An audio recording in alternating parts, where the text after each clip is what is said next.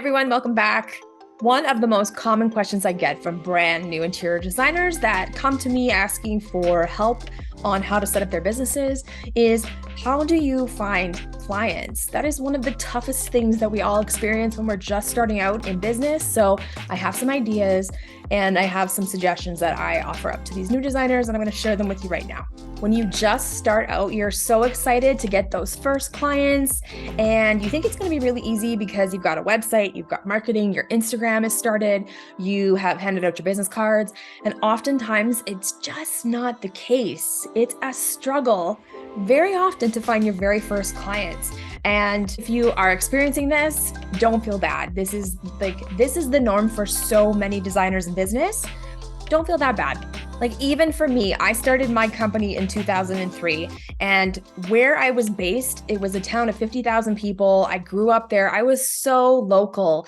I didn't have to really advertise at all. All I had to do was sort of hand out a few business cards, and a lot of people it's spread by word of mouth. That's how I gained my first few clients in the city. And for me, when I moved to Kelowna, British Columbia in 2014, I figured, it was going to be the exact same scenario. Whatever I did there in Manitoba was going to work here. And I could not have been more wrong. I had 0 clients here for almost 2 years. Now, you probably didn't realize that because I was able through Instagram to create what looked like to be, busy projects and things I was working on. Honestly, it was all just for the gram. I'm not going to lie. I did it all for Instagram. I did have projects that were happening back in Manitoba, but as far as, having work here in Kelowna, I had no clients for 2 years. So I was really busy, photographing different stores in the area, different suppliers, the products that they were bringing to show me. I did flat lays. I would do 3D renders. I would share progress of work that was happening back in Manitoba. I had no work here. And I'll tell you what I had to do in order to gain my first clients here. Now, it's going to be different for everybody. Not every new business starts off the same way. You don't gain leads or prospects the same way. So you have to put in the hard work yourself. You have to try different things. You just have to be willing to really go out and do it all. And here are some suggestions from me to you on how to go and get your first clients. Number one, I've got it on the screen here so that I don't miss anything. Number one, the most important thing is meet your vendors, like the people that you will be doing business with on the regular once you have a full pipeline of projects. That includes people at your flooring store, your paint store, your cabinet maker, countertops, your furnishings, showroom, like basically anybody that will help you grow your business and you will go to when it comes to needing trades and it comes to needing product. You have to go and meet those people. Take them your business cards. Ask them if they have clients that come in or customers that come in and they ask them, who would they recommend for an interior designer? Ask them to give your name out. There's nothing wrong with going and asking for a referral and building a relationship with your vendors and leaning on those to help bring you your first projects. The other thing you can do is form your own designer tribe. Now, what does that even mean? And it means make friends with some of the other designers in your area. I know that, not everyone is going to be open or receptive to that idea, and that is completely fine. You just need to find one or two that share the same mindset as you, that are open to having a tribe instead of competition, so that, when they have projects that if they are just too busy to take on, they might refer those people to you instead, and vice versa. When you get going and if there are things that, you just can't handle, you have a network of interior designers that you feel really comfortable and that you trust sending your prospective clients to. So you can form your own tribe. If one doesn't exist, you just go and create it. It's that simple. The next suggestion is to reach out to the builders and the contractors that you eventually want to work with. This is something that I did when I first moved to town, and I found that it was really invaluable in terms of getting my foot in a door and into a market that is really saturated with interior designers already. So the first way that I went about this, I will say, didn't work. And that was from the seat of, I'm looking for you to hire me. If you're a contractor or a builder and you need an interior designer, I'm here. This is my portfolio. I want to work with you. And I want you to think of me for your projects. Now, that sounds like it's very simple, and that's what you would want to do. But I did something different. When I was getting no feedback from that approach, I changed my approach. And instead, what I did was I reached out to only the builders and the contractors that I truly, truly respected or was impressed by their work. Does that make sense? Only reached out to the contractors and builders that I was really impressed by. And I pitched it in this perspective. I asked them to meet me for coffee, or I could come to their office and I would bring them coffee. And I wanted to talk to them about future projects of mine. Do you see the little difference and the little shift in there? By not making it about, I need work and I need you to hire me and I want to work with you.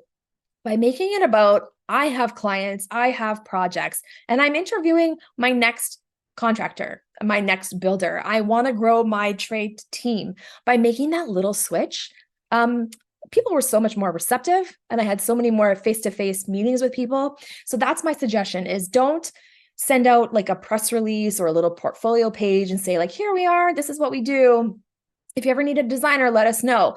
That's not really a call to action, and that doesn't really benefit the builder in that moment. If you pitch it in a way that you are looking to grow your network of trusted trade professionals and you want to learn about their company, you want to learn a little bit more about them and get to know them so that the next time you have a project, you're going to bring them to your job, that's totally different. And you will get a lot more feedback and people will be more receptive to meeting with you if you come at it from that angle, trust me. Okay, so my next suggestion is to join a trade or local business organization. If you have a chamber of commerce, if you have a construction industry association, a kitchen and bath association, anything that will bring together people that work within your industry, consider joining one of those. They have after fives, they've got continuing education, they offer opportunities for you to network within your group of peers. So that's a really great way to get into a place where you'll be face-to-face with the people that eventually you will be doing business with. Okay, and the next suggestion, if you have the time, and sometimes I feel like you need to make the time because growing your business is an investment in itself. We don't ever have extra time to spare, let's be real. So if you've got the time to devote to this, I would highly, highly recommend volunteering for an organization or a charity that aligns with your values or something that is really important to you and that you're passionate about. And then if you can get on a board of directors, that is a really great way to grow your connections outside of your local pool and sort of the level of people that you converse with on the day-to-day basis. It really puts you in front of a different demographic of people. A lot of people, when you think about it, a lot of people on the board of directors are in different corporate professions. They come from the places and run in the circles where our clientele and usually our ideal clientele also run. So for me, when I joined a board of directors, I was able to sort of take the urban theory design business hat off and show up as myself.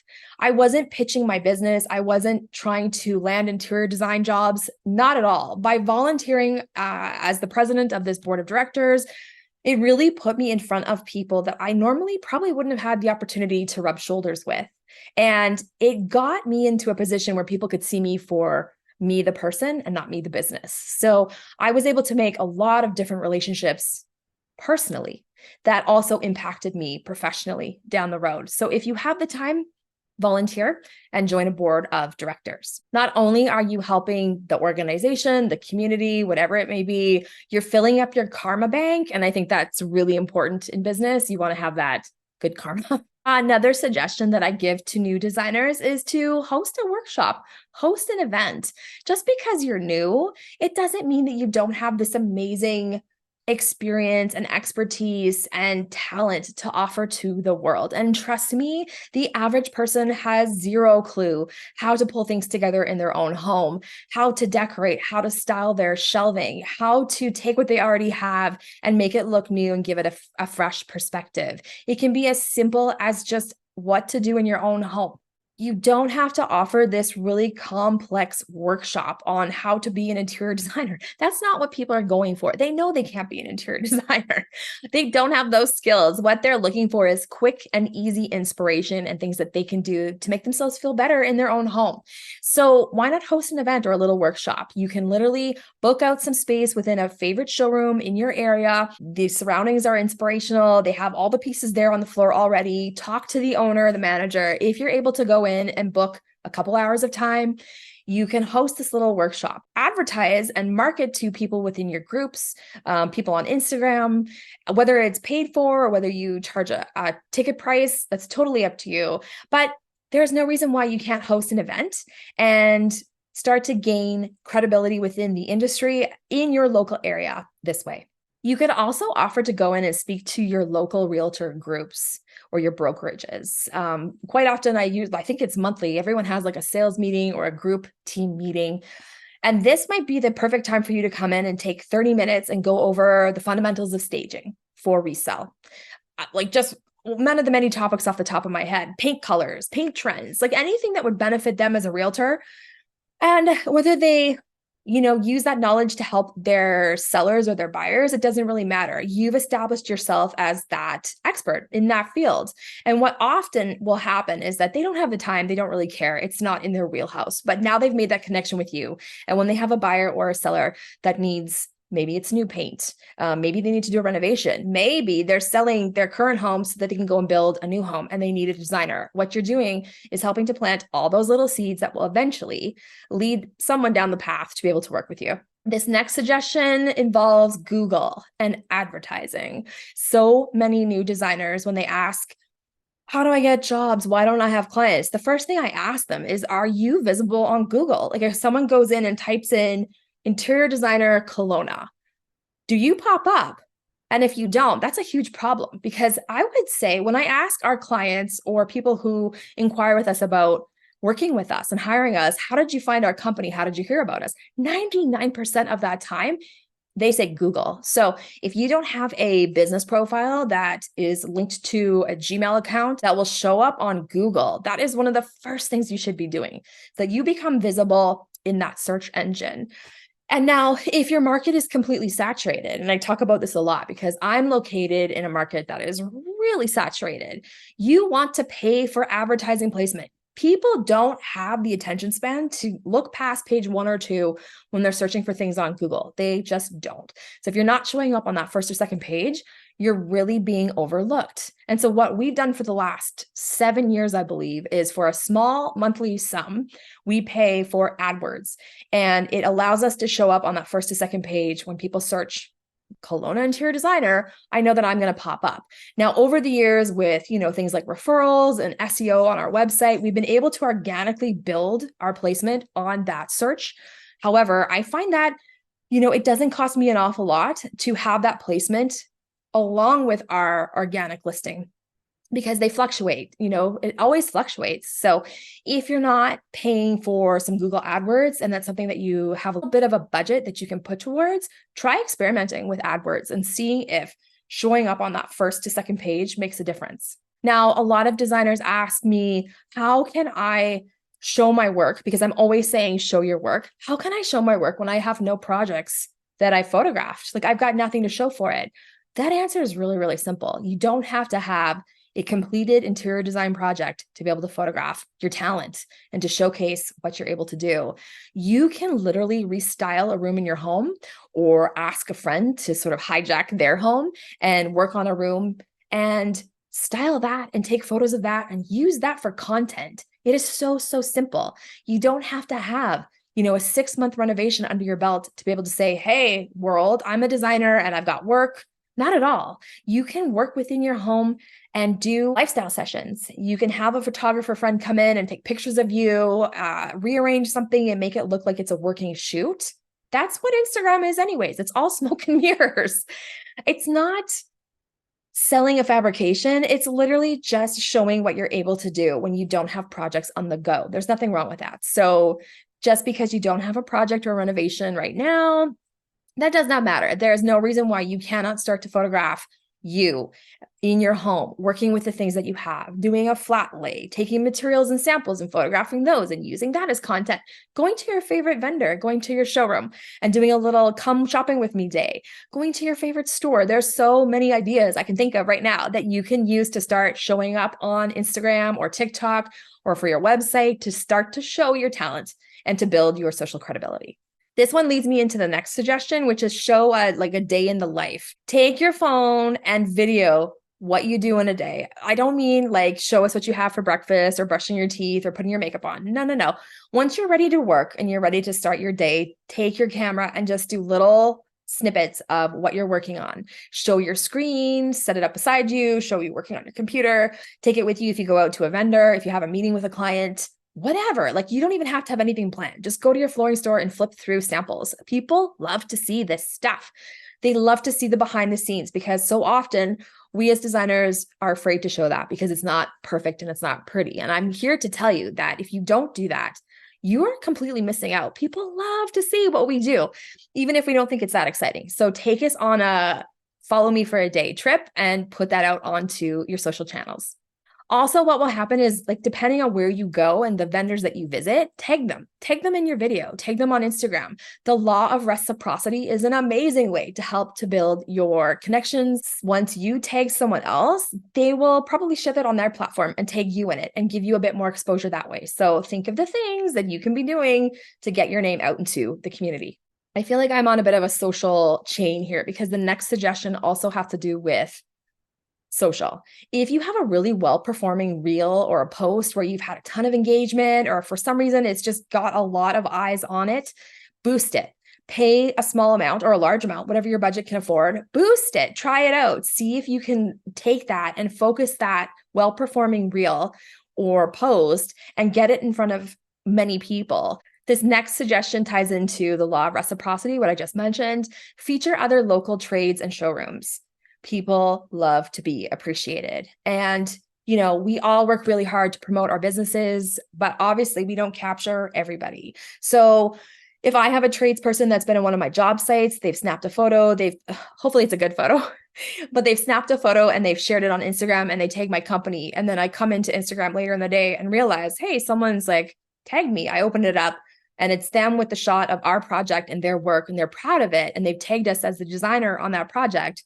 That's amazing. That is so amazing. There's nothing stopping you from doing that on your job sites as well. Give credit where credit is due and appreciate the people working on your projects and helping to bring your visions to life. It is so beneficial to have posts where you're taking each other and sharing each other's work with the world. That's the best of what you can ask for when it comes to getting your company name and your work out there organically. Okay, and my last suggestion, now take this with a grain of salt. And again, these are all just suggestions. You don't have to do any of them. But if you haven't tried any of them, give it a go, because this is all something I've done over the last 20 years. My last suggestion here is to work pro bono or for contra. Now, pro bono means free. And I know it's been drilled into us that time is money and charge for absolutely everything. And all I'll say to you is that in my experience, and in my opinion, there's nothing wrong with doing your first couple jobs for free, pro bono, to get your foot in that door. If you're having a really hard time landing projects and just getting work, why not go and approach a business or an organization that you know could use your help? And there's very tactful ways to do this so that you don't seem like you're judging, or that you're, oh, wow, your space is really dated. It could use some work and I could help you for free. Obviously, I know that's not how you would do it, but there's really gracious ways to approach a business and be proactive about offering up your services as a means to help them and to also help you. So maybe consider taking on your first couple jobs for free. If you have friends or family that are asking you to do something or have been begging you to do work for free, why not do it? One, maybe two. And you have to basically set the scope and set the boundaries about what it includes and what it doesn't include. But if it's going to get you work and it's going to get you photos for a portfolio and it's in a really great location and it just would be beneficial for you, why not do it for free? Now, in contrast, slightly different. Basically, what it means is you are offering up a portion of what your design fee would be in return for the same dollar value of product that business would be able to exchange with you. So it's kind of like a barter system, and you get something for something. So in the first example, pro bono, you're just doing it for free and you're going to get photos, and they're not giving you anything other than the opportunity to do a bit of work. The second example, the contra work, is you would figure out your design fee. Let's say it's $5,000. And then this place I'm in wine country, so I'm going to use a winery, for example. So say a winery wants to refresh their common spaces or their tasting room, or they want to do a little renovation. So you would come up with a scope, you would put your design fee amount towards that and say, I'm willing to do this work for you. This is what it would normally cost me. But if we can do a contra deal, I am willing to take, now $5,000 worth of wine might be crazy. I don't know, unless you're a collector, but maybe you half it. You'd say, I will charge you half my fee, 2,500, and I'm willing to take contra 2,500 in cases of wine over the next 24 months. Again, all completely hypothetical. Maybe it's a salon. So maybe it's services and hair product. And let's face it, that stuff's expensive. So if you find a way to make it beneficial for you and for that other person or that business, why not offer it? Let's see what happens. The goal of this whole game is to get work. And if you've just been struggling to really gain traction in the industry and get your first jobs, you have to get creative with the ways that you approach getting business. Okay, now on the flip side of this, there are 4 things that I had tried in the past that just really didn't pay off for me and I didn't really find too much value in them. So if you are thinking about doing these things, I am not saying don't do them. I'm just saying for me, the trade-off wasn't great. The amount of work I put in or just the experience, I didn't gain work from it at all. So I'll just say what they are and you guys can do whatever you want with that. The first one is home shows. I just found personally home shows to be an incredible amount of work for what you really get out of them, because we're not selling a product, a low dollar product when you consider the cost of design fees. It didn't come out right. Because you're not selling a product or something that someone will need again in the next 3 to 6 months. This is a luxury service. And usually it's a 1 or 2 time on the average consumer. They'll use this 1 or 2 times in their lifetime, if they're building or if they're renovating. So it's a very specialized service. And I just found that being at a home show, trying to promote yourself this way, sure, it kind of keeps your name out in the community, but to actually think you're going to get clients from that. For me, I can't remember any time where someone said, I saw you at a home show and I hired you because of that. It just didn't happen. So the amount of work that you put into it, it's exhausting. You have to create your displays. You have to either use your own inventory or borrow furniture, get it over there, set it up, take it down, and perform essentially from Friday till Sunday, 24/7. I just don't do it. It's not worth it.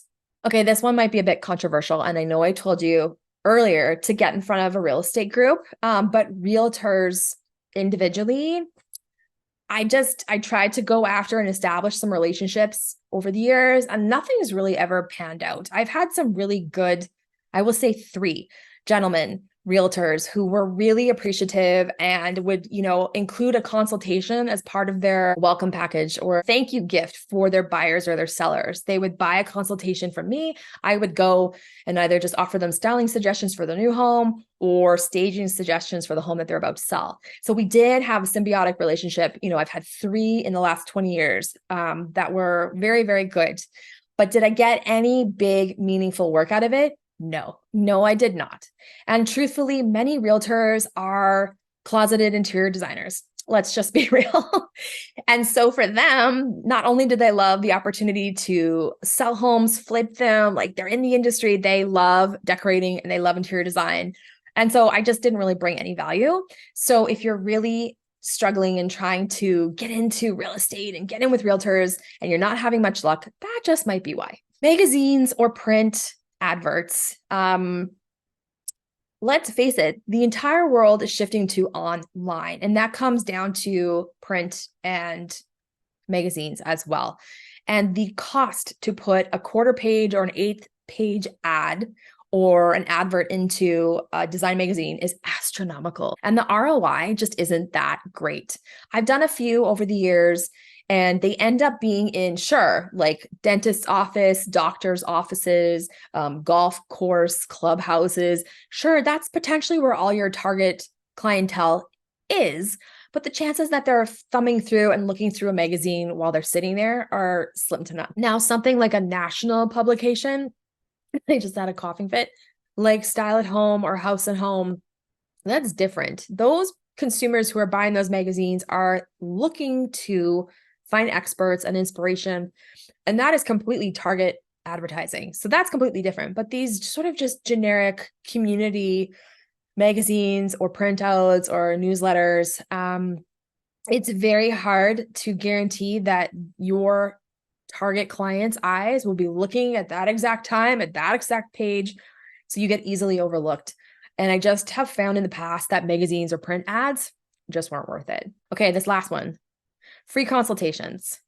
Now, y'all know, because I just did a video on this, why I don't do consultations. I don't like them. So this is more specific to me. But again, there is some relevance because I've tried this many, many times for many years. And here's what I have found. Anytime you offer anything for free, it doesn't go as you think it will. So for example, I have in the past donated, consultation for a silent auction prize. And I will do up this beautiful graphic and it will say, 2 hours of my time. And I explain, I'll come to your house and we'll go through what you already have. And I'll show you ways that you can style what you already have, like whatever it is, right? So I'm very specific about what it includes, how much time is involved, and that if, at the end of it, you want to hire us to take on more work, or it becomes you want to do a project, that we'd be happy to talk about that with you and explain the process and provide a quote. Like I'm very specific about what this free consultation includes. And let me tell you, 100% of the time, you show up thinking, wow, you donated, you helped this charity raise money and like you're doing a good thing. And the client, you show up and the client thinks, amazing. I paid, a fraction. Like I can't even say a fraction because it's less than a fraction of what it would have cost me to hire this person outside of this fundraiser to come to my home and design my house for me. And like, oh my God, this is such a great deal. And you know what comes with that is like unrealistic expectations. Even though I spelled out exactly what was included in this consultation, when it's for free, it's like the Wild West. It doesn't matter how much you explain or what good of a job you think you did. People expect more when it's free. So free consultations, you can get into a can of worms with those. People think, okay, I've spent $200 for the silent auction item and I think I'm going to get this. When in reality, they get this because it's $200 and 2 hours of their time. They're disappointed. They're not going to rave about you to their friends and they're not going to leave you a great review. And you feel like, was it me? Did I do something? So there's just all this. When it comes to free consultations, I just don't do them. I think there's other ways that you can gain credibility, you can build your business, you can build your referral network that does not involve free consultations. So like I said, these are just some of the suggestions that I have, and they're my own opinions. You guys just go and do whatever you feel like your little hearts want to try. And if some of this is helpful, great, try it out. If you have more questions about what you can do to generate more clients in your business, send me a message, DM me, however you need to connect with me, just reach out. I'm here to help. Thank you for watching, and I'll see you on the next one.